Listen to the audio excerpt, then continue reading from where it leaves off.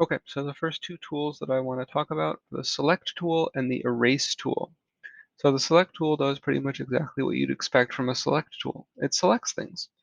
And so this guy here is what we call a component. And a component is a whole bunch of shapes, patterns, textures, and other resources that have been joined together. And so they are now treated as one object instead of all of the individual pieces that make up the object.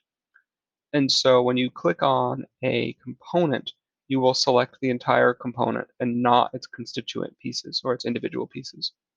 My square in the background here is just a square. It has not been component, it's not a component. It is not in a group. It is just a bunch of lines and faces joined together. And so I can click on the lines inside of here and I will get the individual lines. If I hold down the shift key, you'll see that my mouse changes to a plus minus and I can now click on more lines, or I can click on faces. Again, I can hold down the shift key if I want to select different faces. I can also deselect using the shift key. There is also a way to select everything in a specific area, and that's simply by clicking and dragging. You will select everything that falls inside the bounding box. It is important to note that for components, not only does the component have to be inside the bounding box, but the entire component has to be inside the bounding box.